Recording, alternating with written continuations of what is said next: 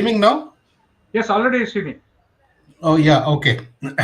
So, good evening to everyone. Greetings to you from the Amateur Radio Society of India. As you all know, that we have the National Field Day and Hilltopping contest the next weekend. That is 27th and 28th of January 2024. So, in this context, we have set up this webinar, uh, and old man Kiran Padiyar, View to XE, and of course our contest manager, uh, U3 GDS, Girish Das, have consented to speak to all the contestants in special, but all hams in general regarding the operating procedures and general logging, computer based logging, which will make it easier for the newcomers or people who are not familiar with these procedures to go ahead with these things. Kiran Padiyar, V2XE, was the contest manager for Amateur Radio Society of India about 4 years back, 5 years back, I can say. I think from 2017 to 19, if I remember rightly. And so we welcome you all to this evening program. We have over 40 registrations for the upcoming contest the next weekend. Uh, so I welcome, and I think the first session is by Girish Das, who gives the detailed rules and regulations for the upcoming event, followed by the technical talk by VU2 X-ray echo, along with the presentation. So go ahead, Girish, V3GDS, all yours. Yeah, thanks, Ramesh. And good evening, all. Am I audible before we start off? Yeah, you are audible. Okay. So, good evening, all, and welcome to this webinar. I'm Giri, VU3 Golf Delta Sierra, ARSI's contest manager, and looking forward to all the participants and having fun and making lots of QSOs and lots of learning, most importantly, during this field day that's coming up next weekend. So as of this morning, we have 47 registrations, and so like the title suggests, this is a field day and a hilltopping contest. So we have participants who are going out in the field, and when we say field, it could be hilltop, it could be a beach, a park, and also we have participants coming in working from some forts, any places of significant importance, historical importance. It could be anything. It just allowing you to flex your creativity in terms of location. And of course, hilltopping. A lot of hills have been also chosen. Especially for those who are looking for long distance VHF and UHF communication contacts. All India. So that's the. I think KK should How go to on mute. do? Background noise. KK? Yeah, Raja. Yeah. Thank you. So this year, like last year, we have various, and of course, we also have the home category for those who would like to operate from their home stations itself and chasing all these field day and hilltopping stations. So we have home station categories also. So we have various categories that we have. We have the category A, which is all the HF bands 160 to 10 meters. We have category B, which is VHF, UHF, and 6 meters.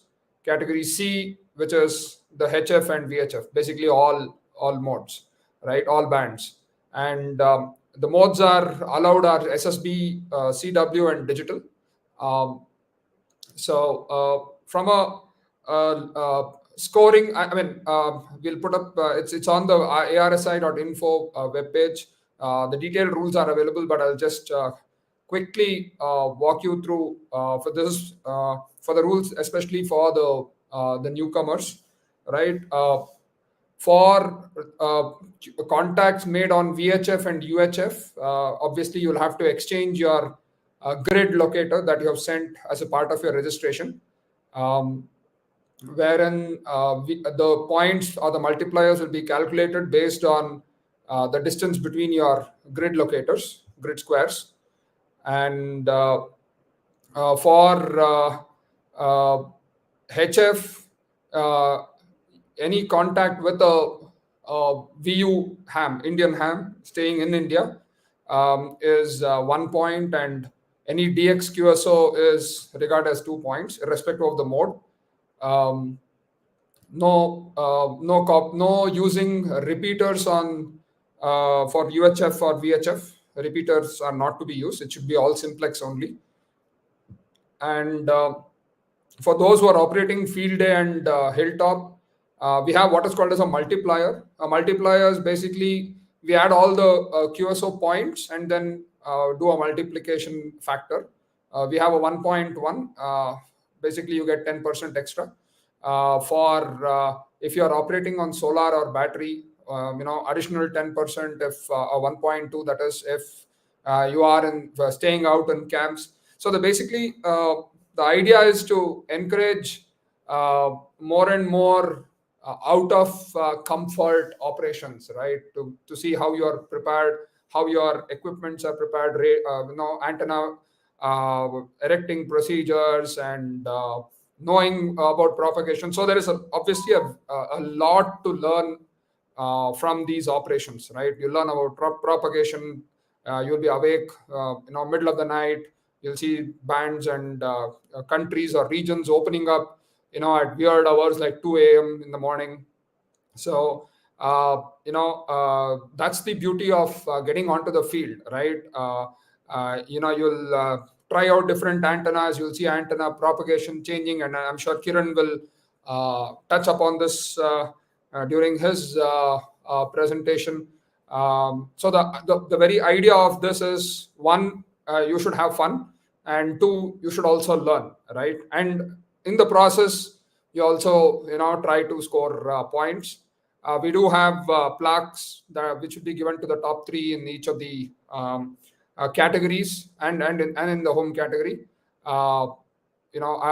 That's the overall idea. So I think any more questions, probably you can put it up on the YouTube chat window.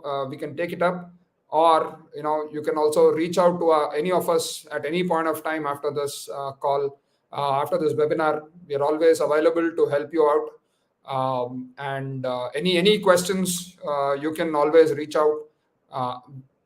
At least I am available on phone 24/7. So I would like to wish all the participants good luck, and be safe. Obviously, you will be out in the open. So take care of yourselves, your equipments, and have fun, and learn, and do share your experiences after the contest. For logging, finally, that's the most important thing. Please do submit your logs as soon as possible. For those who are using the experienced ones who are using any digital loggers, ADIF format is good. And for those newcomers, we have uploaded a sample log to the arsi.info/hilltopping webpage. So you can download that and send it to us in that format. It's self-explanatory there. We will accommodate spreadsheet or CSV kind of log. I mean, basically spreadsheet kind of logs. right? This is to encourage those who who are more comfortable on spreadsheet or not having using the digital logger softwares, right? I'll take a pause for any questions. Madhu, you can pass it on. There is one question. There is one question from Murthy to Victor Tango India, whether WARC bands are included. WRC bands are right now not included for this year's contest. That's the info. It's only the regular bands 160, 80, 20, 40, 20, 15, and 10. Maybe we should mention that on the website. It's there. And It's there, also, Ramesh. yeah, okay. Thank you. And you can just mention a few words on the check log submission, those who are not in the Okay. competition. Yeah. So again, thanks, Ramesh. Yeah. So for those who are participating but not in the as a competition, but just looking to support other contesters who are in the field, you also have what is called as a check log, right? Like for example, now I would also like to participate, but since I'm the organizer, I will still try to reach out to stations, but I will submit a check log, what is called as a check log. A check log is basically saying, yeah, you are confirming other person's contacts. So they will get, if they are in the contest, they will get the points and the multipliers. Whereas you will, you are not, eligible in in the contest, right? But still you are part of the contest. So a check log is basically used by those who would like to support. So there are, I would request seniors who are there who are listening to this to support other field day stations and hilltoppers to at least by submitting their check logs, right? That way the QSOs are complete and points are justified and they are well deserved actually. So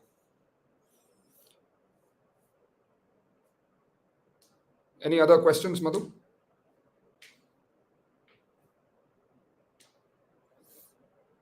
Yeah, just to add, this we have preponed, so as to speak, the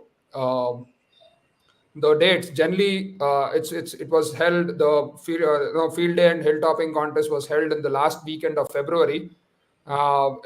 This time we have decided to push it to, or rather pull it to the end of January. Generally the conditions during this time, are very conducive for DX for VHF and UHF, right? A lot of ducting, atmospheric conditions, they allow for VHF ducting, so you will be able to hear a lot more stations now across the state. And there's also a DX station that is there in this participant list. It's from Sri Lanka. They are operating VHF, UHF, and 6 meters. So, and they will be keen to work Indian hams. So you could, if you are carrying your Yagis out, do reach out. The grid square is there in the participant list. I have shared it. I'll be sharing the updated list again. So look out for their grid square and try to work them. It'll be quite a nice experience and a challenge for you guys to work Sri Lanka. It'll be exciting also, right? They're working out of some hilltop in the northern part of Sri Lanka. Can I add to it, Girish? Yes, sir. Please go ahead, Ramesh. Yeah, okay. So, incidentally, RSSL, Radio Society of Sri Lanka, which is the National Society of Sri Lanka, also has announced a VHF contest on the same dates. When I had a conversation with them, they said, they also wanted to take advantage of this particular contest, the VU contest. So, they are also in the contesting mode, but they're only on VHF. Yes, they could also be on HF, but their contest is only on VHF. And so you will definitely find a lot of forest stations trying to work each other for the contest and also trying to work us, who will be DX for them, and for us also there'll be DX. So those of you who have not had a DX contact on VHF and UHF, on the FM voice mode, and also, of course, you can probably set up your rigs to work FT8 on VHF along with the Sri Lankans. So that will be a good experience for you. Thank you. Yeah. Yeah, and for VHF and UHF, and 6 meters, right? You are expected to exchange your grid square, right, along with the RST or RS, right? Whenever you're making, whenever you're exchanging your reports. So, for example, I will say VU2 LU, this is VU3 GDS, 59 MK82 SV or MK82 VT, whatever is the grid square, right? Because that is very important. Your grid square exchange is the one that's going to determine your multipliers for from a points calculation, right? So please be aware of it and log it properly. I would request. HF not needed. VHF, UHF 6 meters absolutely needed. I have just pinned a link to another YouTube that we have on our channel. This was a presentation given by X-ray Echo during the 2018 preparations for the Hilltop and field session in 2018. So he has covered all the points that are relevant for this contest also, except for a few changes like site permission from WPC and other things which are now irrelevant. So other details act as a very good reference material. I have put it in the YouTube comments. After the webinar, people can go to that channel also, and they will get exhaustive details on how to plan, what preparations to do, what bands to work when, what antennas they can consider, the logging part of it, the importance of logging, submitting the log. All those things has been extensively covered. It's a 45-minute video, an excellent presentation. So people can go to that and use it as a reference also, Girish. Sure. Thanks, Madhu. Thanks for the this one, Kiran, the presentation also. Any other questions, Madhu? You see on the group?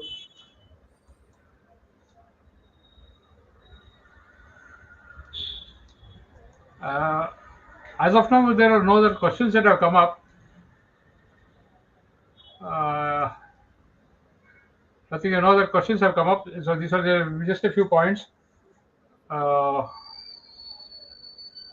Anything else to add, KK?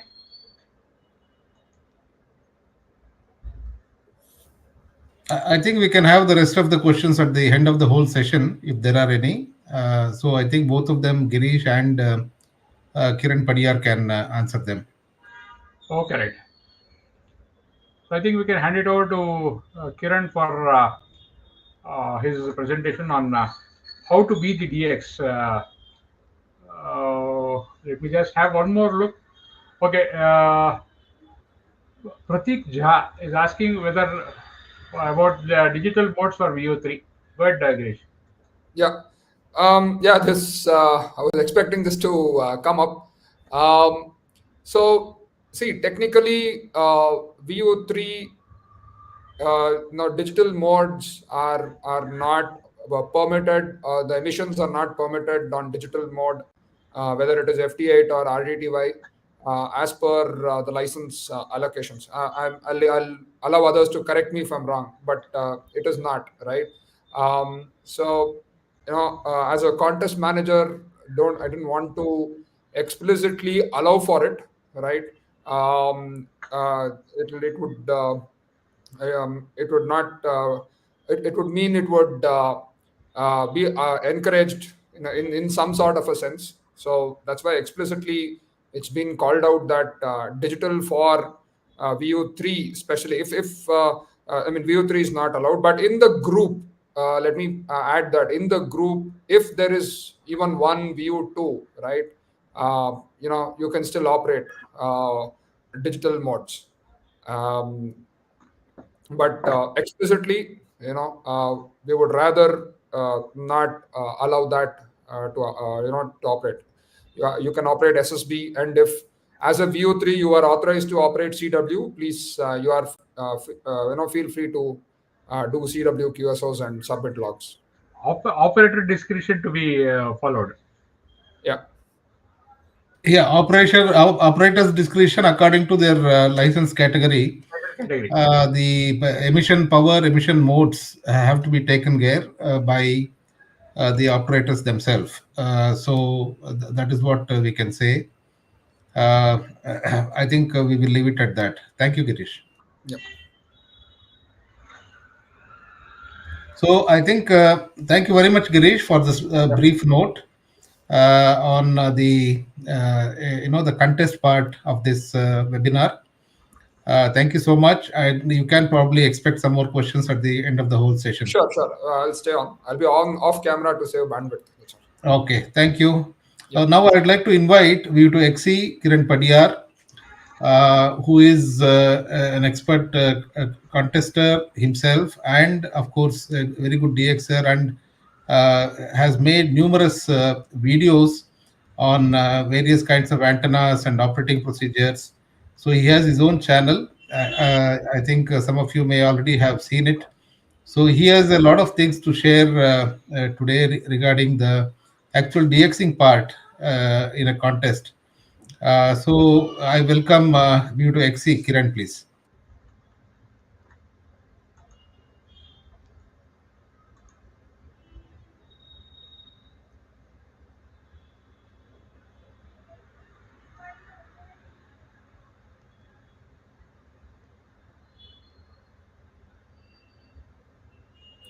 Kiran, Kiran, you can take up.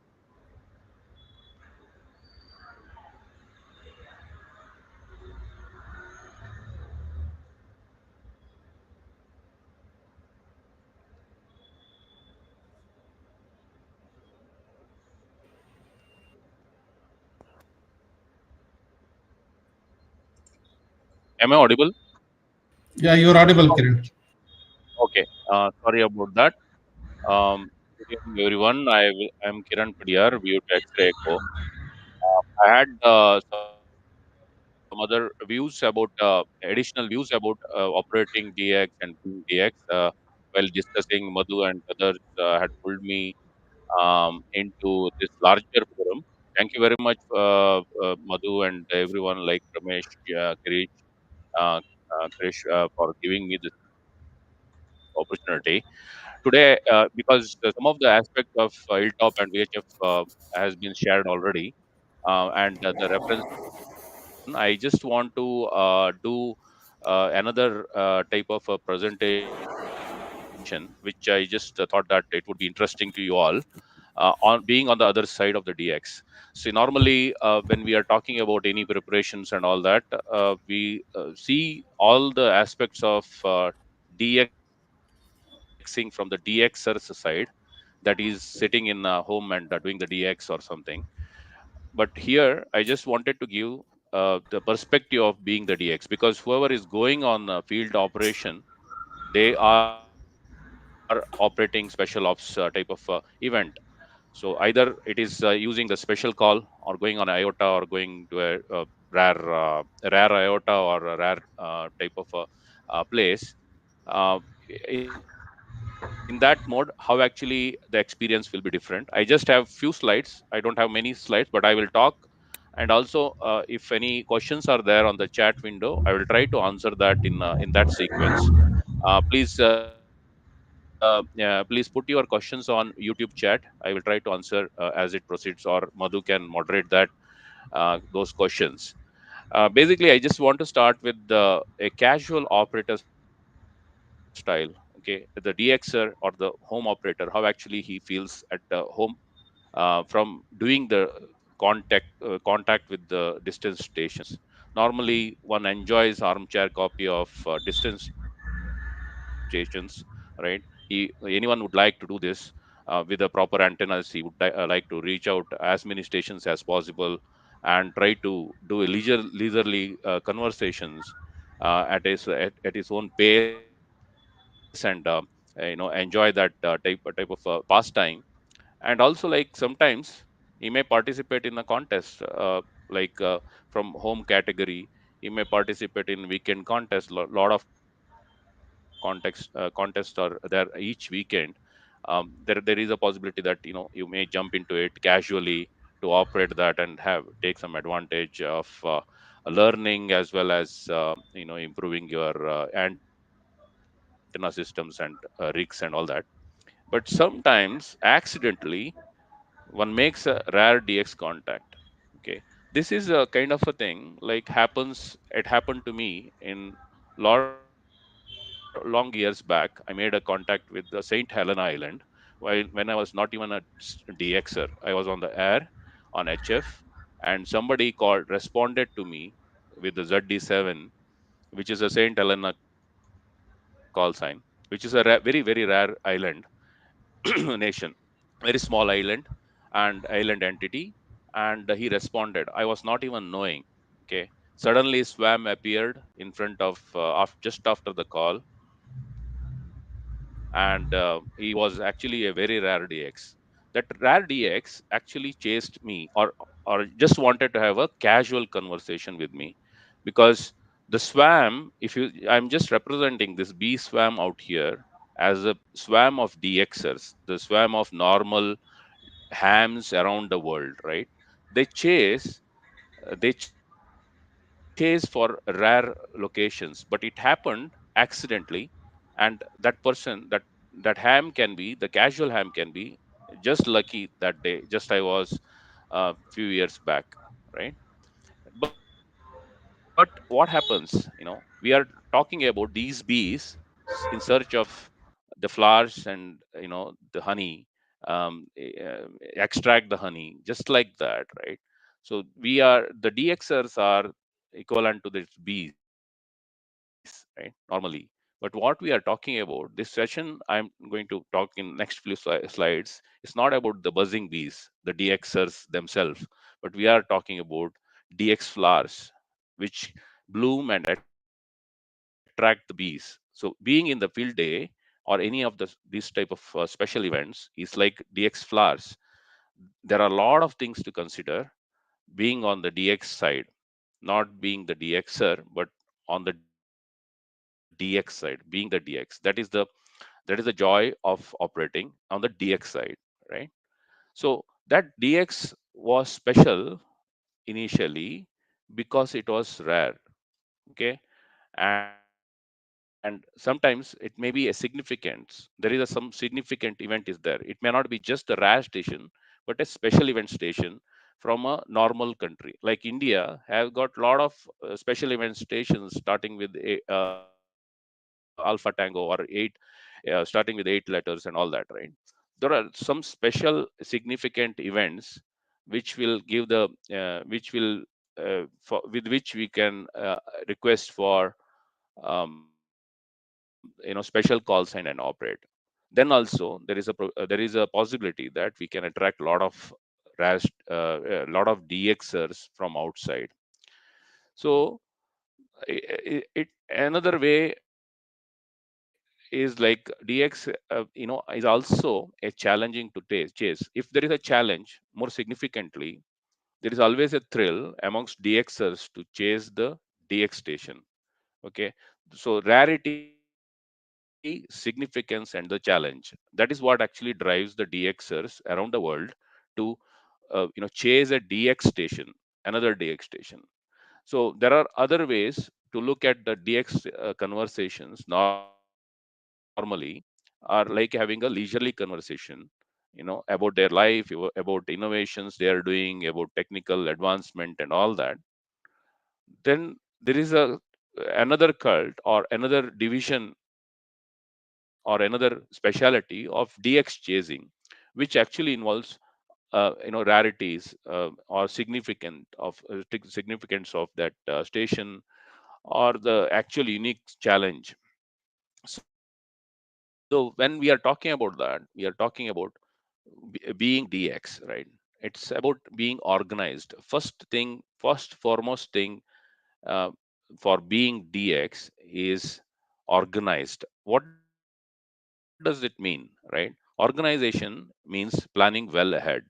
What you want to do, what which locations you want to go, which equipment you want to carry, which accessories you want to carry, all these things, organization, right? And also having a self goal or for the team, what exactly you want to achieve, and enjoy it as a process. All these things, organizational things, are done very well ahead of the game. So if we consider DX being the DX as a game, we have to prepare for that with the complete organization, organized way, in a complete organized way.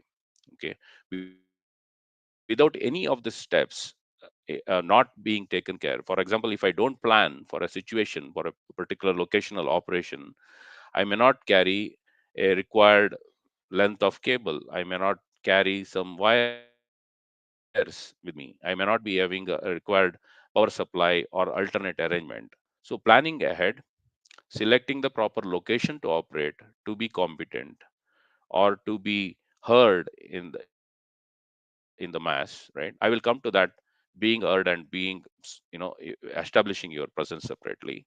But organized way is the most important critical part of any DX operation. So when I say DX here in the context of field contest, it is every field station is kind of a DX for someone. So anyone who is even the QRP can actually make their presence felt worldwide, especially even in the condition of today. We are having a sun flux index, solar flux index more than 170 on an average nowadays. So all the bands are very highly open and in very good condition. I will not go to the very details about each what the plan should contain, because those aspects I have covered in other video which has been linked by Madhu earlier in the comments. Next aspect is establishing the presence, what I call as establishing presence. There are a lot of DX stations. How do you differentiate? How do you actually make yourself felt as you are present? Whether you are a small QRP station, low power station, or a high power actual DXP station, large DXP station, having the presence felt, or making your presence felt across the globe, is very very important aspect. First is organization, next is a presence. Okay, what does it includes? Differentiating, as I said, one has to differentiate first with whatever it is possible. It may be a special call sign, it may be a location which is very attractive. For example, in VHF conditions, tallest hill in the nearby locality of a VHF population, right? Or a very unique way of communicating with array of antennas. Maybe that is a differentiator for the team. Maybe trying out a new SDR radio. Something to differentiate and talk about is very important in presence making. Sometimes the presence is locally or regionally felt. Sometimes the presence can be worldwide felt. And popularizing it, making sure that you are registering with, for example, in this case, we are registering with RC, right? With the contest manager, and ensuring that you you actually popularize that amongst all the communities, all the ham communities, especially if it is iota, if it is a rare call sign, like a special call sign, then you make a web page, qrz.com web page, and put all the details in that and start popularizing.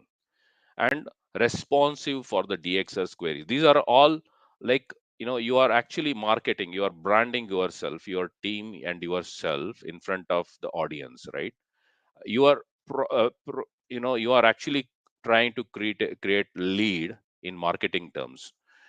Even before that particular product goes out, you are trying to make a presence felt and importance felt in the masses. So you have to be responsive. If there is a query, you answer them, what actually you are going to do, put your plans upfront, what bands you are going to operate, what modes you are going to operate, what regions you are going to focus on. If you are having if you have studied propagation for a particular region, You say that we have done this particular exercise. You study that. There are a lot of methods nowadays, like a VOA cap online, which I have captured in another video. But these are the things which everybody has to have some kind of a knowledge around to publish the plans and then operate, right? And then setting the expectations right. That is for the self, for the team, as well as for the DXer crowd. When I'm saying DXer, it is outside, outside crowd. It may be outside your region, outside your country, another entity, another continent, right? So expectation right, that means you don't say I'm going to operate everything under the sun, right? Like I'm going to operate satellite, I'm going to operate HF, VHF, all the bands all the time with the arrays. That is kind of a high level of expectations. If you are setting that type of expectation, something big is expected all over the world. So expectation, setting that right in right direction is very important. These are all the things which you will have to do, because now this webinar is happening 1 week before. I think, I'm sure many of you participating in field day contests have taken care, but I think this is very important aspect. So organization and making the presence felt. Third thing I just want to talk about is setting the disciplines, right? So disciplining in every aspect, whether it is sports or our game, is very, very important, critical aspect to succeed. So this is very important, what actually you have to do, right? Learning to listen, because you are going to a field station, you are going to put up your probably your field station is at a very good location, at a very maybe a hilltop or near the beach or a iota station. All these locations has got its prominence when it considering your house located in the cities probably, right? You will hear lot of stations in this low noise locations, and learning to listen to and make a focused attempt to filter out the stations is very important skill. This is not just one day affair, it is like a continuous skill any ham has to build over a period of time, right? Listening to skill, filtering the stations, catching the call signs, understanding what other person is saying, using the right phonetics and all that. Operating split, right? Operating split is another important part of the disciplining game. So if you are having a high stake call sign, a special call sign, and if you are calling a particular frequency on HF, for example, and you are a sort out a special event station or IOTA or a D expedition, split operation is a very important thing. That means, every modern radio nowadays has got a dual VFOs, VFO A and VFO B, utilizing that for listening one VFO and second for the transmit, and ensuring that you use that properly from the beginning of your operation is very important aspect. This is again for the high stake special event stations and IOTA and D expeditions. If you are just operating VHF, UHF, or if you are just focusing on regional contacts, it may not be so much relevant. But I'm just telling that from a preparation standpoint, ham should be very much aware of how to operate the split. If you are a DXer at your home station, you are used to this type of operation. But on the other side, basically, since you are listening on multiple frequencies at the same time using your band scan, tuning up and down, and then you are transmitting on the single frequency, the other side of the world, that is a normal DXer, sitting at home station, he will be able to he knows where to transmit on, he understands where to transmit on in the crowd and catch you. And you have to also follow the patterns of operating. Okay. And also, like, then there is a teamwork. Okay. Teamwork is very, very important in aspect of field operation. If you are more than one person, right, it becomes naturally a team. So team operation, when you are on a team of 5, 10, 20 members, a lot of people will be there, take advantage of their skills, allocating the right type of work for suitable for them, understanding each other, and ensuring that ultimately it is about all about having fun, learning something new from the Elmers, taking care of the new joiners in the team, and all that, right? Aspect should actually be considered, especially taking care of the new SWLs who are actually coming into the listening mode when you are operating, you are demoing someone, all this type of activities which are normally carried out during the field day events are completely a teamwork, and everybody has to understand that when you are in a team, you are not just one person. Solo type of objectives we should keep aside, and we should work as a team for the team's goal. And the team's goal should be prepared upfront as part of our preparation in the form of organization, right?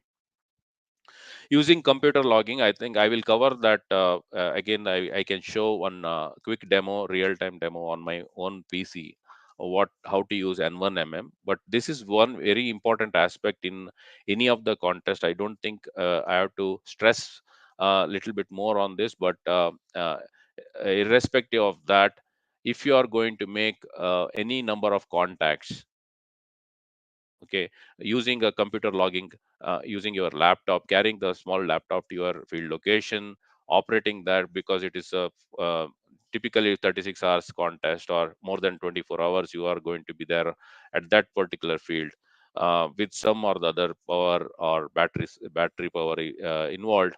Using computer logging gives a lot of advantages, makes log checking also very easy, not cumbersome process. And also it gives the confidence to the operator, the DX operator, that is you in the field, to get to know about how actually you are progressing ahead in terms of the contest, how many people you have contacted, what time you are contacted, and all that, right? So there are multiple ways to log, because there are a lot of softwares in the market which are mostly freeware, right? I personally use N1mm. There are other logging softwares also.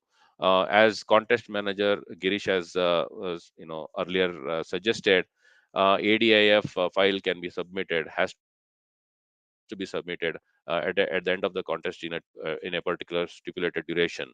So a very important aspect with the logging is using the right time, synchronizing your computer laptop with the internet, or if you are having a GPS, have the timing accurately, because most of the time what I have seen is laptops actually lag in time after some time if it is not synced up properly.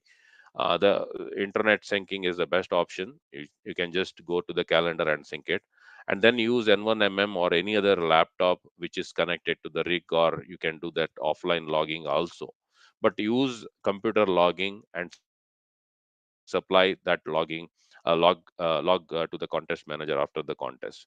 So these are the few things. And another important aspect is about publishing the QSL policy. So if you are having a special call sign, don't leave it at that, because just because we have been given the privilege of WPC from the WPC for that operation, there may be certain cases where the operator may say that I will not do any QSL, but you have to be upfront, clear to any of the DXs on QRZ.com. It is a good habit saying that, okay, I will not do this, I will do this, I will do electronic logging only, or I will not do the paper QSL, or I will do XYZ type of a method. But any method, any policy which you are having, it is your personal choice, but at least you mention that upfront, so that your expectation on you is not built as a DX station. Because not normally what happens is, if you are not told that, if you get a lot of bureaucrats, and you have put the suggestion on qrz.com that you are going to honor any request, then you are expected to do that as a courtesy. But if you are putting that, I am not going to listen for it, I am not going to collect, or I'm not going to respond to it upfront, maybe people may ask on the email that, are you going to send me, I require a QSL card. then you can converse with him. You can tell, you can print one off QSL cards and send if it is required, if somebody is going to you know cover your cost or whatever it is. But the policy, coming up with the policy for the QSL and establishing that communication mechanism upfront is very, very important, crucial part, especially if you are in a uh, as I mentioned, like if you are in IOTA, if you are in the expedition, if you have taken a special call sign and you are going out, then it becomes even more important to put that policy out. Then I think the final aspect is just like this mouth and the elephant, right? The mouth is actually, we can say that DX station, that is a DX, and elephant I am just representing as the crowd, the DX crowd, right? Other part. So all is about being in control. What is being in control means, right? Control means like if you are having a pile up, normally it happens when you are having a special call sign, like Alpha Tango 3, right? Something something. So you are going to definitely attract a lot of pile up. How to actually control that? How to be in control of this? This is very important skill to be developed, because you have to earlier I said that listening is one of the area which everyone has to improve. Even the SWL, shortwave listener in the broadcast world, broadcast listening has some ability, or he will try to hone that skill. But the AM world, for the DXing, it is very important skill, especially when you are having the special call sign, or if you're on a special event mode.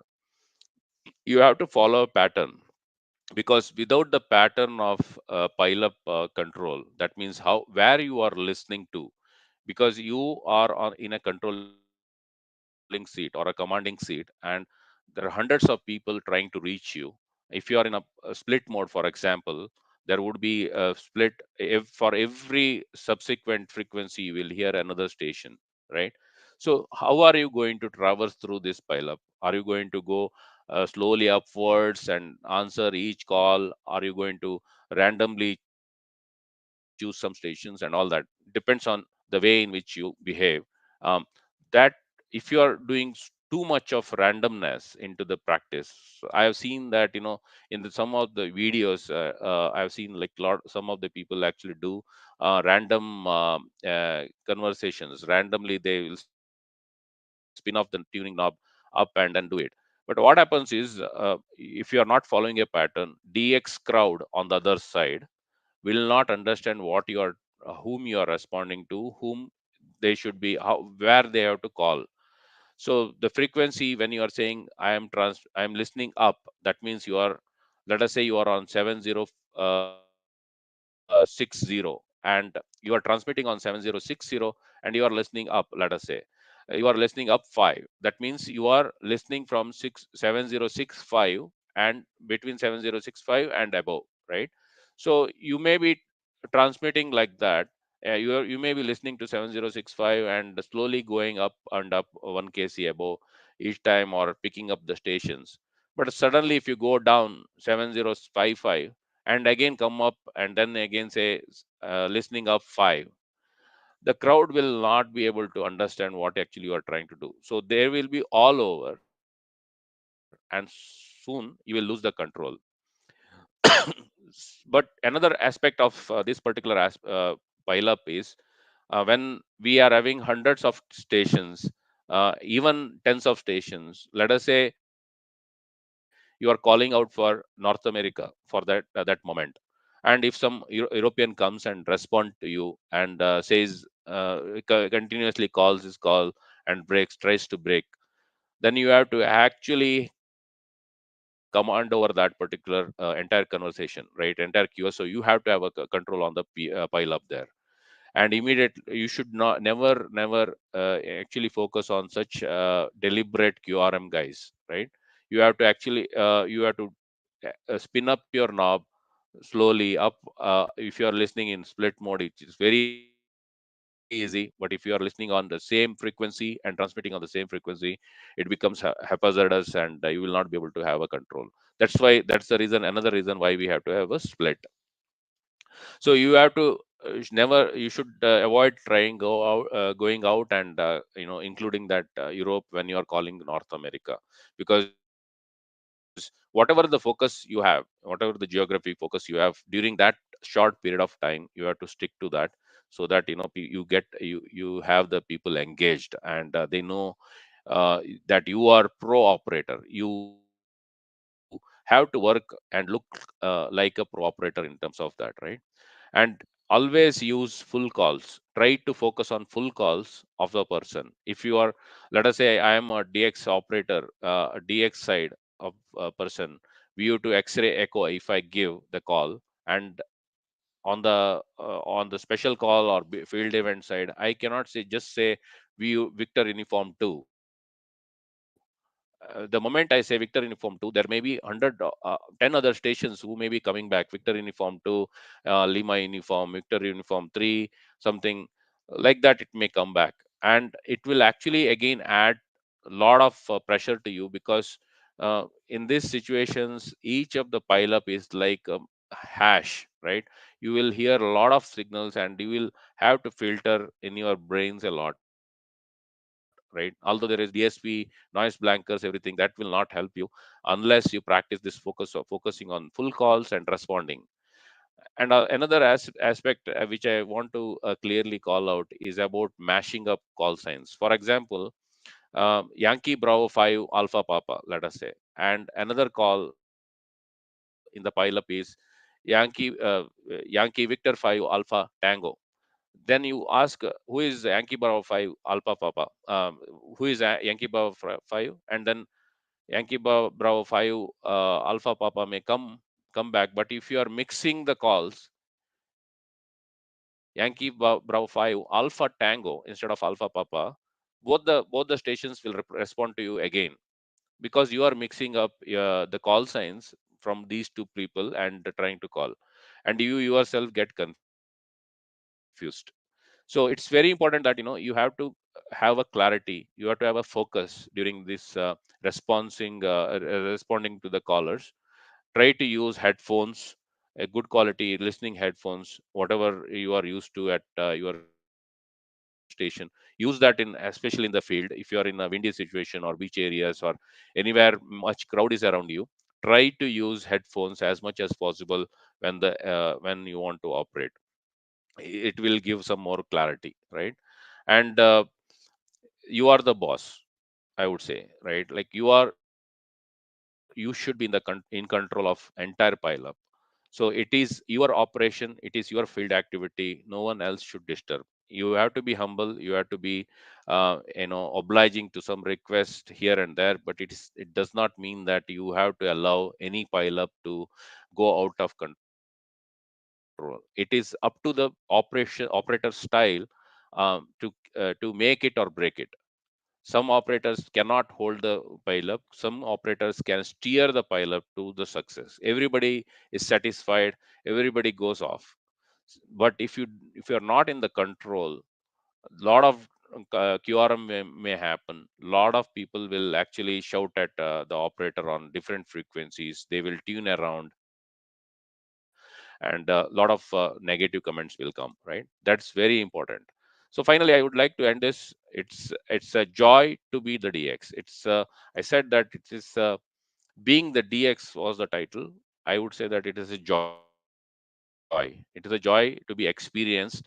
Best of luck to you all who are participating in the contest or actually interested in such events in the future as well. Thank you very much. Back to you, Madhu and Ramesh. Thank Thank you very much. you. Yeah, go ahead, Madhu. Okay, thank you very much, Kiran. Very clean, exhaustive, and informative talk there. As usual, we have seen your presentations before. And for anybody who has got any questions or queries, you can put it up on the YouTube chat. We'll try and answer it.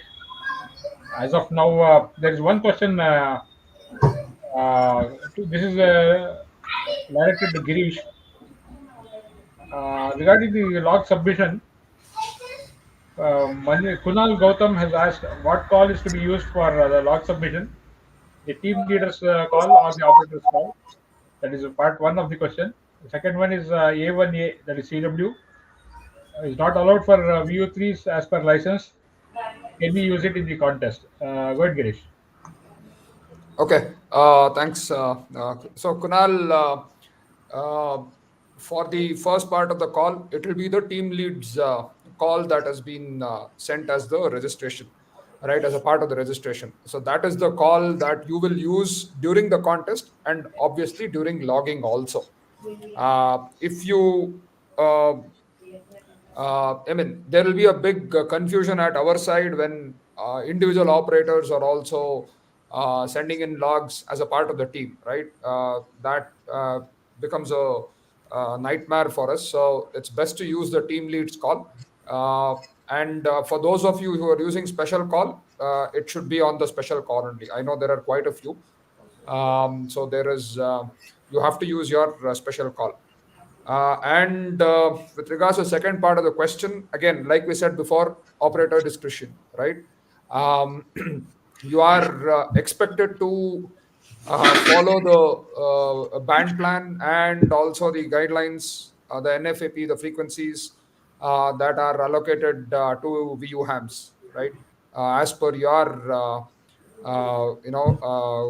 call sign and grade.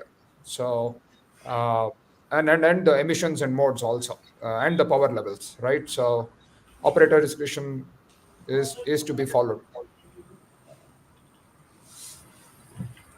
Okay, I'm sure Kunal that answers your query.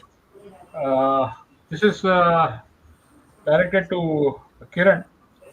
Due to IBI, Prakash wants you to mention on keeping the tempo in during pileups. Kiran, the importance of keeping the tempo in pileups. Wait, Kiran. Okay, so pileups are normally, when we are in the pileup, one has to not to lose any.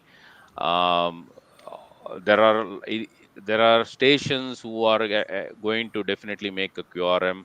They are going to operate and out of control and interrupt you, trying to interrupt you sometimes because you are not in the flow, right? If it is a SSB, that is even much bigger noise, because a lot of people try to do that on SSB. And if it is on CW, if you are asking about the rhythm is very very important in CW as well as SSB voice areas. All whatever I told is mostly applicable for the areas of SSB and voice, SSB and CW. And for the FT8 and digital, it will not that much matter because the machines are decoding this information. If they error out, they error out. But in the case of CW, for example, operating around 25 words per minute and above is a norm in contesting and field. But it does not matter if a person is operating at 15 words per minute or so as well. But what matters most is like having the same tempo or same rhythm. So having the same rhythm in play, the DXs will oblige to that, because we are the sought after stations in field day contests, right? So even the local operators, DX in the sense like it can be considered as view operators who are at home also for the field station, or actual DX station outside the country also, right? So all these things matter because you slowly are in that same mode. You are actually going in the flow. When you are in the flow, your pile up on the other side also will be in the flow. They will not hurry up because they know that they are get to you in a matter of minutes, or in next couple of QSO cycles. So basically, if you are not with that rhythm, entire crowd, not just one particular person, but entire crowd gets out of control because they will not know whether they are going to get through. Control, it is basically about psychology of anxiety, right? You will get anxiety saying that next moment the station may go QRT, the DX may go QRT. So that's why the people are going, or he may go you may QSY to some other band or some other mode. That's why the other side of the world, wants to finish the QSO with you as much fast as possible. So basically, it is about all about being in the flow. uh, Whatever the speed of operation, low speed, high speed, does not matter. You have to be with the speed, but very importantly, not losing yourself. Like, you should not be bothered about much about QRM makers. uh, the QRM will, first of all, will not be there if mostly it is in the rhythm. They will, most of the DXers and most of the hams are well versed with the operating procedures, so they will abide by you if you are in that flow. Hope that answers the question there. Okay, thank you, Kiran, for that exhaustive thing.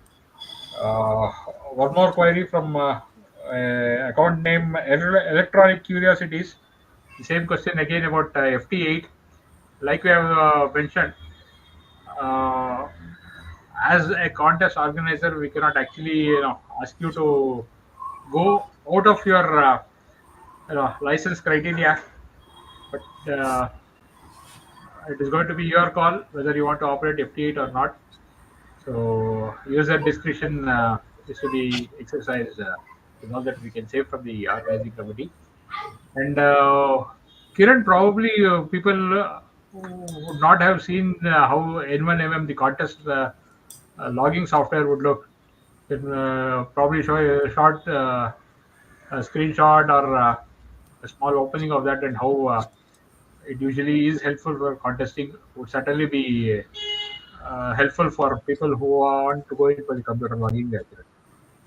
Okay, sure. Definitely, I will show that. Give me a second. I will just share my screen.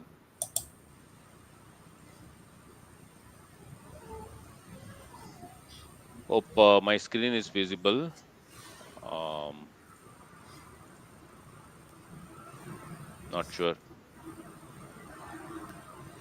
Is my screen visible to you all? Yeah, it is visible. Okay.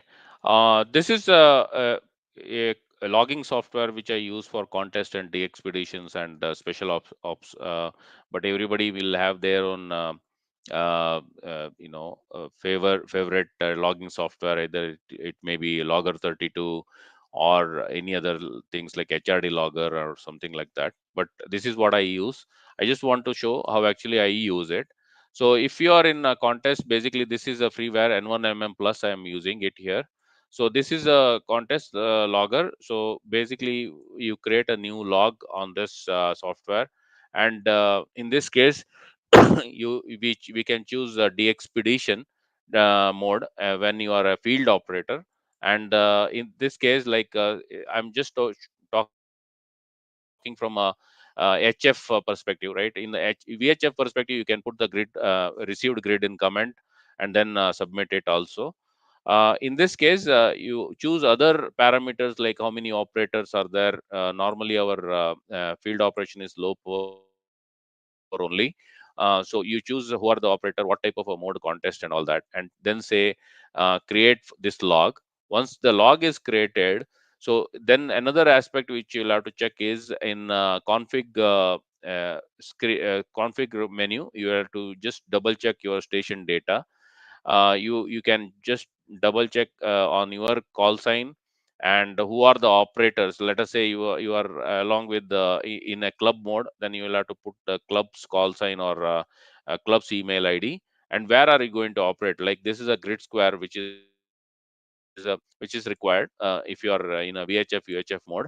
Otherwise it is not required for the HF. But importantly, you actually check the call sign, and the call sign will help in actually the macros out here for the CW mode. That's it. And once you are in this, then you start typing the calls like VU to LU. I'm just doing this contact, and then since it is not having much more information than sent and received information, you can just put whatever 559 information. If it is a SSB, it is a 59, or whatever exact RS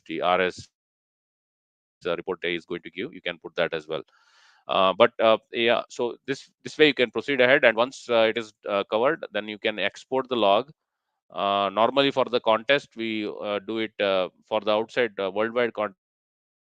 We do it contest, it is a generate Cabrillo file. But for the RC, if contest manager is expecting ADIF file, you can go to export as ADF file and then export here. But I don't have right now anything here to export. Otherwise, it will open up the window for me to save the log. That is the only thing which is required, and this is very straightforward logging software, very simple. What will help is connecting your rig to the computer or the laptop via the USB. It will then have a rig control also, so that you don't have to manage frequency of operation here. That is the only thing which I just wanted to show. Madhu. Okay. Anybody else with any further queries? Because as of now, nothing else has come up. Kiran, or we can wait for a minute before we start the closing remarks there. And Girish, anything to add in the meantime? No, I mean, I just want everybody to have fun, and learn. These are the two crucial aspects.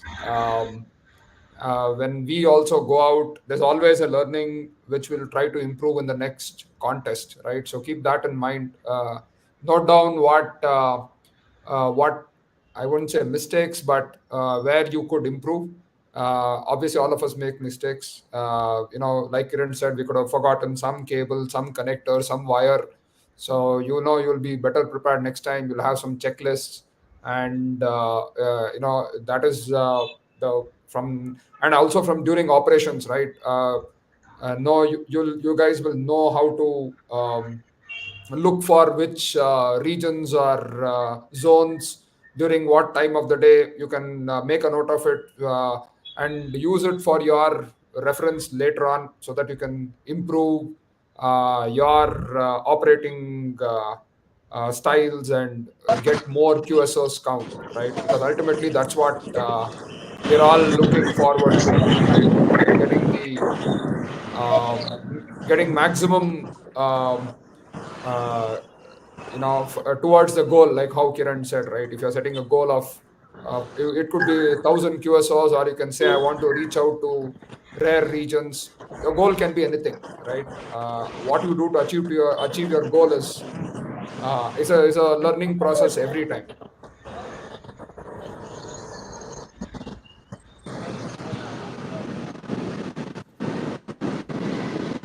Okay, KK, anything to add for the last closing remarks?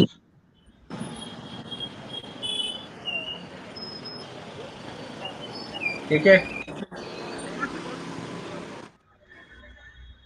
Yeah, Madhu.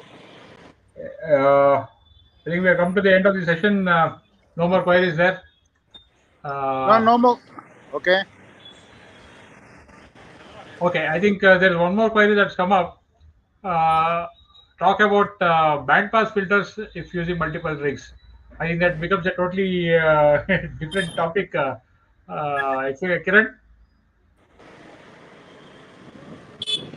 Yeah, what is the question? If it is so, bandpass filters for usage in with multiple radios. is a very specific question in that is very generic. But I would say that okay, if you are in a team mode, if multiple teams are on the same segment of HF, let us say if one station is on 40 and second station is on 20, if there is no significant aerial distance separation between the two, normally in field areas we will be in a confined space within 100 200 meters maximum, right? So in that case, definitely bandpass filters are must to protect each other from harming the front ends. But what I have found is like if you are going QRP, for example, 5 watts or lower, then if you are having a separation and if you are actually having a separate type of a polarized antenna, one horizontal, one vertical, that itself will give sufficient protection. But it is always better and advisable to carry the bandpass filters if you are going to have close operations. And it is also a good practice because you will not be having intermodal uh, what is that interferences between the two stations at any given point of time. Okay, thank you, Kiran. Follow up on that is directed to Girish. This is from you to Sierra Bravo Juliet. Is multi allowed for category A?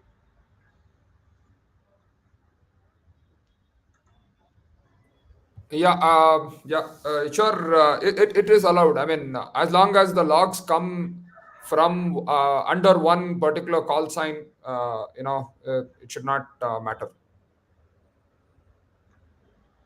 We are okay with that. Okay, yeah, they have to just ensure that they are not on the same mode on the same band with multiple stations. That is all that is to be Yeah, ensured. one signal per band per mode. Okay, I think we have come to we are 75 minutes into the webinar. Let us take one last call for any other queries, or then we can pass it to Ramesh and KK and Ramesh for the final remarks.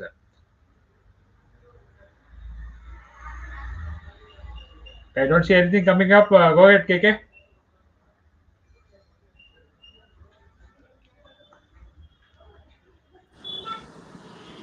Yeah, okay. Thank you, Madhu, for passing the over. And thank you, Girish. Thank you, Kiran. A very, very informative session. And I'm sure a lot of us have benefited from knowing all the intricacies and the experiences which you have shared there. So, wishing all contestants a very happy hunting ground, and may you all benefit from this and do well. That's it from my end. 73s. We'll pass it to our president Ramesh for his closing comments. Take it up, Ramesh. Yeah, okay. KK, thank you very much.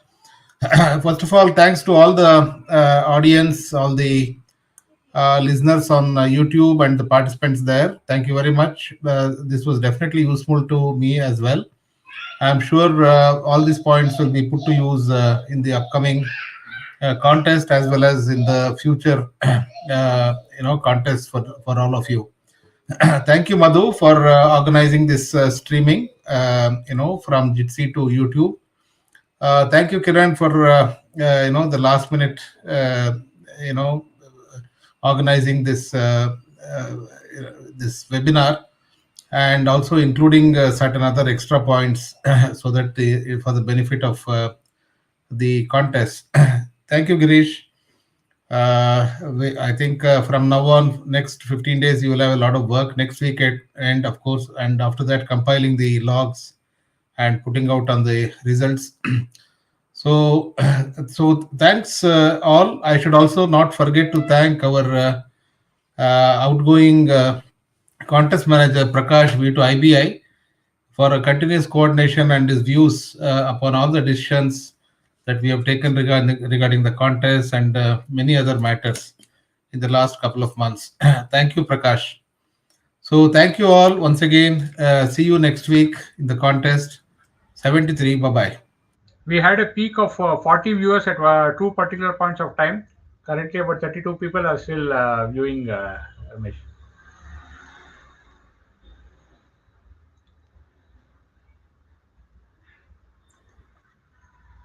Thank you all.